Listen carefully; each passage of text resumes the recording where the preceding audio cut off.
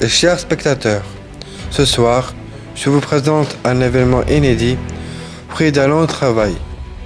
Grâce aux orientations de Sa Majesté le Roi Mohamed VI, visant le développement Sud-Sud et en partenariat avec l'Agence marocaine de la coopération internationale, l'association El Manar, présidée par Mme Annie Lazrak, a formé durant une année des éducateurs venus de différents pays d'Afrique, afin de leur permettre de prendre en charge des personnes en situation de handicap dans leur pays.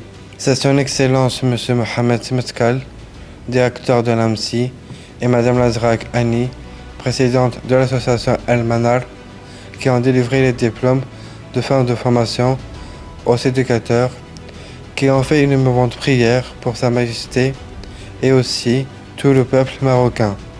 Ces diplômés prendront en charge des personnes en situation de handicap dès leur retour dans leur pays. Madame Lazrak Annie, la présidente de l'association qui m'a fait l'extrême honneur de m'inviter, souhaiterait organiser un forum africain et créer l'Union africaine des associations œuvrant dans le domaine du handicap.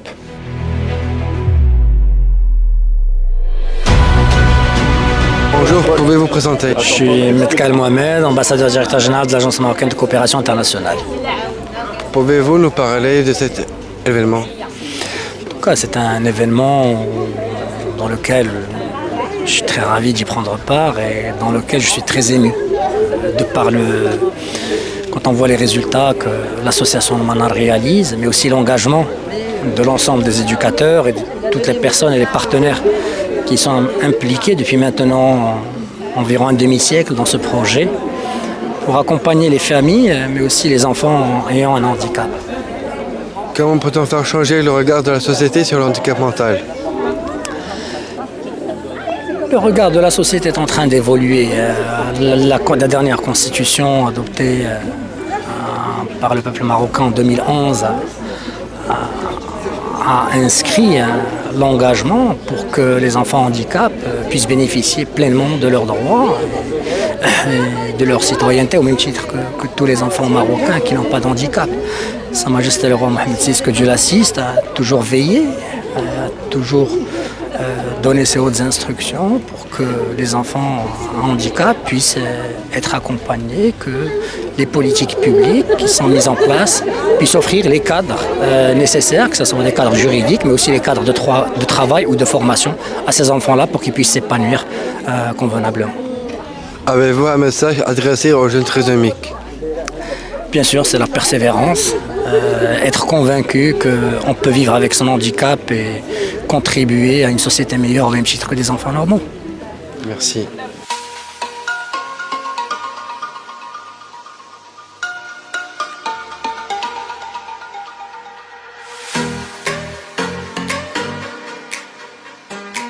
Je suis très touchée par la présence de M.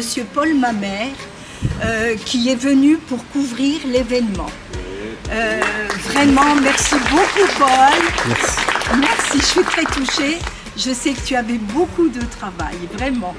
Merci beaucoup. Merci à vous. Annie Lazrak, je suis la présidente de l'association El Manar des professionnels de l'éducation. Et il y a une année, sous les hautes directives de Sa Majesté le Roi Mohamed VI, que Dieu le glorifie, nous, dans le cadre du développement de la coopération Sud-Sud, nous avons mis en place donc un partenariat avec l'AMSI et des associations de la Côte d'Ivoire, du Gabon et du Sénégal. L'objectif de ces conventions était entre autres, l'échange d'expériences, mais aussi la formation d'éducateurs de jeunes enfants, éducateurs sensibilisés et formés à l'inclusion des enfants présentant des difficultés, on va dire des capacités spécifiques, c'est-à-dire des personnes qui ont besoin d'une prise en charge bien particulière.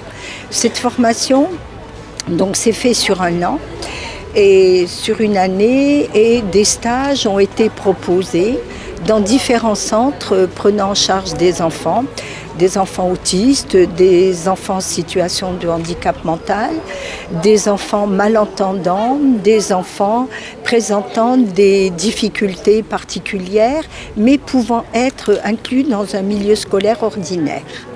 Et aujourd'hui, c'était donc l'apothéose de cette année de formation.